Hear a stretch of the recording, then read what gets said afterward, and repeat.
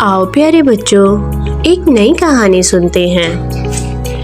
एक बहुत ही प्यारे जंगल में एक बहुत प्यारी सी चिड़िया रहती थी। चिड़िया बहुत मेहनती थी। इसने एक दिन दरख्त की शाख पर अपना घोंसला बनाया और कुछ दिन बाद वहाँ अंडे दिए। वो रोज अपने अंडों की हिफाजत करती और इनको गर्म रखने के लिए अपने परों से ढांपती। जब भी भूख लगती वो जल्दी से बाहर जाती, खुराक लाती और फौरन वापस आ जाती ताकि इसके अंडे महफूज रहें। एक दिन जब चिड़िया खुराक की तलाश में बाहर गई, एक चालाक सांप आया। इसने अपनी मक्कारी से चिड़िया के अंडों में से एक अंडे को निकालकर अपना अंडा वहां रख दिया। सांप ने ऐसा किया और खामोशी से चला गया। जब चिड़िया वापस आई तो इसे कुछ पता नहीं था। वो अपने अंडों पर बैठ गई और प्यार से इन्हें गर्म रखने लगे। दिन गुजरते गए और आखिरकार वो वक्त आ गया जब अंडे टूटने लगे। 3 अंडों में से नन्हे चिड़िया के बच्चे निकले, लेकिन चौथे अंडे से एक छोटा सा सांप का बच्चा बाहर आया। चिड़िया को थोड़ी हैरत हुई, लेकिन इसने इसे भी अपना बच्चा समझा और बाकी बच्चों की तरह ही इसका ख्याल रखने लगे। इसने सब बच्चों को खाना खिलाया और इनके लिए मोहब्बत से घोंसले में जगह बनाई।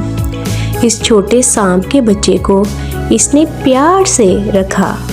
चंद दिनों बाद सब कुछ ठीक चलता रहा, मगर आहिस्ता आहिस्ता चिड़िया को सांप के बच्चे के रवैये में फर्क नजर आने लगा।